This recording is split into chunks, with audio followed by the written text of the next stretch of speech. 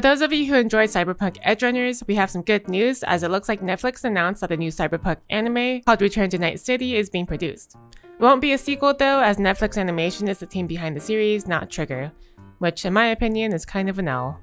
That's not all though. Netflix also announced anime series for Tomb Raider, Devil May Cry, and Splinter Cell, because Splinter Cell has been relevant and needs an anime series, I guess. You're a wonderful dancer. I can tell you enjoy this. What is that even gonna be like? Some sneaky dude sneaking around? Yeah, like that one scene in Emperor's New Groove with Kronk. Okay, fine. But anyway, welcome to Necro News, the only VTuber gaming news show that covers the hottest gaming news from the last week. This week we'll be covering an Italian GameStop crime ring getting destroyed, companies sucking, and of course, Nintendo versus Pocket Pair, and a lot more. So subscribe to keep up to date on all the news you might have missed and to watch me scream incoherently about Pocket Pair versus Nintendo. Nothing has made me more upset about gaming than on Wednesday when it was revealed that Nintendo is suing the Palworld developer Pocket Pair. And it's not for what you would think. Nintendo knew that the game was legally distinct enough to not sue them over copyright. So instead, Nintendo has done something that, at least for me, has made them worse than EA, Ubisoft, and even Sony, because they're suing Pocket Pair over gameplay patents. While I'm not as dramatic as Booster, when I did find out Nintendo was doing this, even I thought it was really fucking stupid. In a statement posted on Wednesday, Nintendo stated that it was suing Pocket Pair for multiple patent infringements. What's worse is that Pocket Pair revealed in their official Discord post that not even they knew what patents they were infringing upon. And Nintendo isn't letting anyone know. There are a few possible patents that people have narrowed down that could be the ones in question. They are patents for storing monsters and pulling them out, the ability to throw a ball and deploy a creature that will fight on their own, and the patent to mount and ride creatures. These are all mechanics that are shown in Pokemon Arceus. Which brings up the question, why is Nintendo choosing now to file a lawsuit? And why only against Pocket Pair when there are far more egregious ripoffs such as Cassette Beasts, Temtem, and Coromon? We obviously don't have an exact answer, but while Booster was mold-seething, he did come across the dates of these patents, and we found that all three were filed May 2nd, only to get published August 2nd of this year.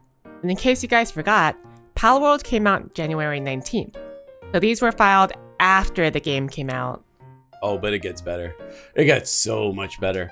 Craftopia had every single one of these mechanics since, at the earliest, 2020. And Arceus didn't come out until 2022. So with all that evidence of no patent infringement, many gamers feel like Nintendo should lose the case. So will they? No, probably not. They'll probably win. And for 3 reasons. First, if their track record is to be believed, Nintendo doesn't start a lawsuit unless they know for a fact that they can win. In 2021, for instance, they successfully sued a mobile company called Colopi just because they had a game that asked you, do you want to unpause after waking your sleeping phone? Something that Nintendo has a patent on. Secondly, we're only going by guesswork that these are the patents that Nintendo states they're infringing on. It could be something as stupid as a vending machine, which yes, they have a patent on that too. And finally, regardless of whether or not they do or don't win, Nintendo may just be trying to throw their own weight to gain access to a share of the profits that Pocket Pair makes, as was the case when they settled with Cloppy. All in all though, it's so incredibly scummy of them to do. I don't think I was prepared for the sheer force of anger that overtook me when I found out about this news. What about you guys? Love or hate Palworld, do you think Nintendo has the right to do this? With that nasty bit of news out of the way, let's talk about Concord, because it's super funny to talk about Concord. What an absolutely beautiful disaster. On Friday, Colin Moriarty, a former game journalist, stated on his podcast that insiders gave him some hilarious information regarding this game. I think people will be interested about it. The reason that I wanted to talk about it is because some of the assumptions that I had made about the game were dead wrong. Let's start with the cost. Before I give you guys the amount, let me give you some basis for comparison. Final Fantasy XVI cost $59 million to make, Black Myth Wukong cost $70 million, and Elden Ring cost around $200 million. Concord though? Concord cost $400 million to make. Apparently, the early alpha that everyone hated was after Sony had already spent $200 million. And then another $200 million was sunk by outsourcing to other studios in the hopes that Sony could turn it into some sort of viable product, which wasn't a bad idea if any of the devs could take an ounce of criticism. According to the insider source, all the higher-ups praised the game non-stop and everything was great all the time. If you ever gave critique or negative feedback for the game, you'd be reprimanded. This was likely because Sony considered Concord as the new Star Wars, hoping to invest in making the series multimedia, like .hack, which is why they had the Secret Levels episode in production. Hilariously, the CEO of PlayStation at the time, Herman Hulst, constantly championed that Concord was going to be the future of PlayStation. I mean, it could still very well be the future for PlayStation. That is to say, Concord is basically dead, especially since many of the staff at Firewalk Studios, the developer of Concord, have been asked to explore pitches for completely unrelated new projects. So it's probably never coming back. Adding salt to the wound that is Sony, Concord game director Ryan Ellis has decided to leave his position and move into a support role.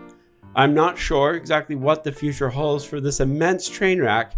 I can only hope that Firewalk Studio won't get layoffs, but I will continue to watch the train wreck. Oh, they definitely will. But we do have to remember that we only have Colin's words and reputation to take on this whole story. Though it does seem odd to me that Concord's cost keeps increasing. Like, even if it was just $200 million, it still makes me wonder. Like, what if Sony focused on fun things like Astrobot? Because that was a game that became the fastest original platformer IP outside of Mario in the last 10 years. On a system that, like, no one has. Even got a fucking Resbot in it, bro. And that is that, for the meaty news at least, but we're not done yet. There are a few other stories that we feel are important to highlight, so it's time for another Headline Hack.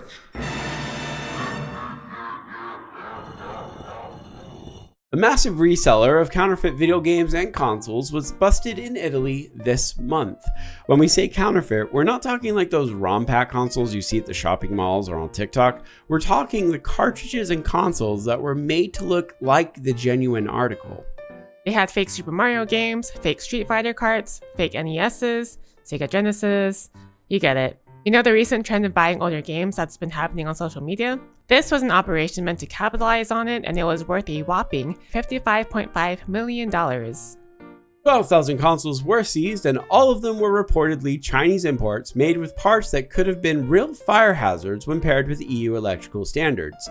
We don't usually care about bootleg stuff or pirating, but if that's true, then I'm glad they were caught, because GameStop was allowing them. Tetsuya Nomura is considering retirement and is wanting to end the Kingdom Hearts series. This, of course, comes on the heels of the announcement that Kingdom Hearts 4 will be a story reboot of sorts. Because of course it will be. But whatever happens, Nomura is still a hack fraud. And the story will still continue to not make sense. Also, Square Enix will probably never let the series die, as all of their heavy hitter titles so far, like Final Fantasy VII Rebirth and Final Fantasy XVI, didn't meet their stupidly high sales projections. Now, let's just all imagine though if they made a Splatoon-style game that wasn't full of pay-to-win bullshit. Wouldn't that be cool? Wouldn't that make a lot of money? What the fuck? Many Capcom games, such as Transformers War of Cybertron, Lost Planet 2, and Street Fighter X Tekken, required the use of the now dead Games for Windows Live Service to be played. When the service died, many of the games went with it, creating a void where there is no legal means to playing them. Well, not anymore, as Twitter user Torpedo Pickle noticed War for Cybertron showed up in his Steam wishlist years after it had been delisted. From there, it was discovered that Capcom has been actually updating a whole ton of games, releasing them from the GFWL service, allowing them to once again be played again, which means I can finally play Lost Planet 2. Does that make you feel a little bit better, Booster? Well, how about this? Krafton, the Korean company that bought out Tango Gameworks staff, has spoken out that they don't believe Hi-Fi Rush 2 will turn a profit, but they don't really seem to care.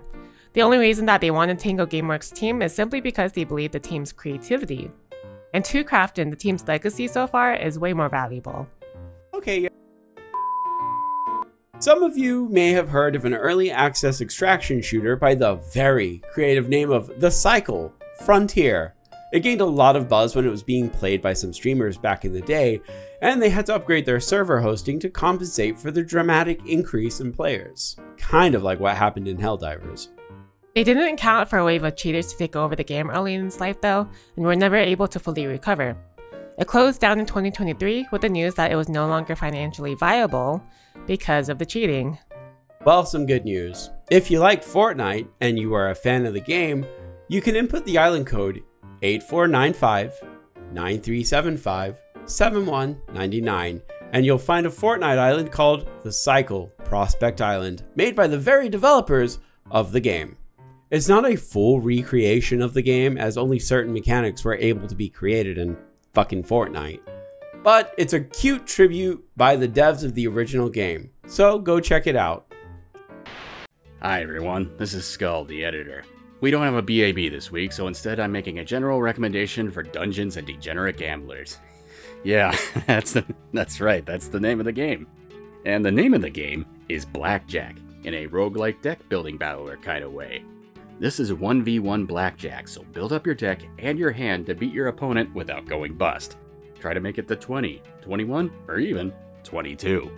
The rules are zany, the cards are many, but it all ends with a very memorable game. Or it ends with you flipping off the AI. Either way, it's a lot of fun. Go check it out. Early games coming out this week. Zelda Saves Her Baby Girl, Epic Mickey Rebrushed, and Lollipop Chainsaw Repop. And here's our schedule for this week. Booster will be playing GTA Online on Wednesday, and I'll be continuing Liza P. And that's it for this week's Necro News. If you like what we do here and want to keep up to date, subscribe to the channel. And if you're still here and watch the video all the way through, put a lollipop in the comments for Lollipop Chainsaw. We should probably buy that game, huh, babe? Probably. And a very special thank you to all of our channel members. You guys are so great. Look at these champs over here. Absolutely wonderful. But anyway, that's all we have for this week. So until next time, everyone. Goodbye.